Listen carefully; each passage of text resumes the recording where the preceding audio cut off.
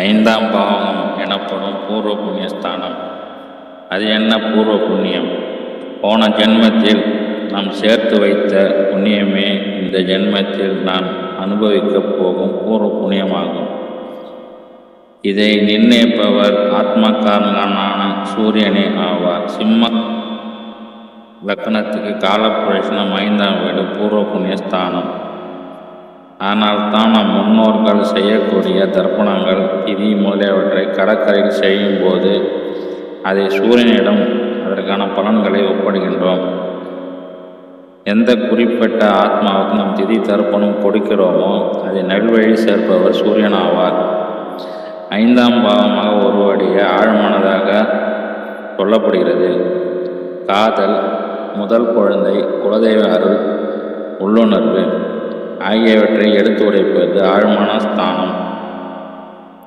சென்ற பிரிவில் நாம் சேர்த்து வைத்த நல்ல கர்மங்களே இந்த பிரிவில் நமக்கு பூர்வ புண்ணியஸ்தானம் ஆகும். லக்கணத்திற்கு அடுத்து வரக்கூடிய முதல் திரிகோண ஸ்தானம். ஒருவிட குலதெய்வத்தை சொல்வது 5ஆம் பாவகம். குலதெய்வ தோஷத்தை குறிப்பிடுவது இதே பாவமே. முதல் குழந்தை, உடற்கவர்ச்சி, காதல், ஆண்மை குறிப்பிடுவதில் முதல் பாவகம். 3ஆம் பாவகம் ஆணின் வீரியத்தை குறிப்பிடும் போது பாவகம் 3க்கு 5 பாவகம் ஆண்மையை குறிப்பிடும். மேல்வயிறு மற்றும் வயிறு தொடர்பான பிரச்சனைகள், தொப்புள், இரணியா போன்ற பிரச்சனைகள், கரு உருவாகுதல், கரு கலைதல், ஒரு பெண் உருவாகுதல், ஏஜ் அட்டண்டட் இவை அனைத்தும் 5ஆம் பாவத்தில் அறிந்து கொள்ள இயலும். உழைப்பே இல்லாமல் வரக்கூடிய வருமானம், அதாவது மறைமுகமாக நாம் சேர்க்க வேண்டிய வருமானம், சூதாட்டம், லாட்டரி, பந்தயம் 8ஆம் பாவத்தின் மூலம் அறிந்து கொள்ளலாம். 8க்கு 10ஆம் பாவமாக 5ஆம் பாவம், அதாவது 8ஆம் பாவத்துக்கு நாம் சேர்க்கின்ற கர்மாவானது 5இல் சென்றடையும். 5இன் மூலம் கிடைக்கும் இவை நம்முடைய அடுத்த பிரிவை நிர்ணயிக்கப்படுகின்றன.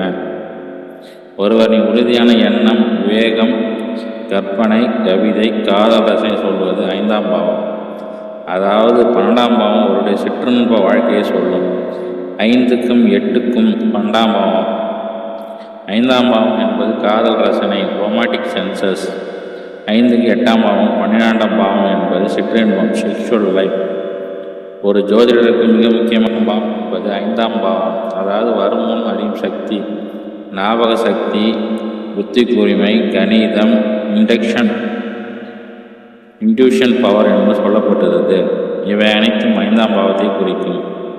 5ஆம் பாவம் சந்திரன் ஒரு ஜாதகத்திலும் கெடும் நிலையில் அல்லது பாவகிரகம் சூழப்பட்டிருக்கும் பொழுது மேலே சொன்ன காதல் ரசனை அனைத்தும் பாதிக்கப்படும்.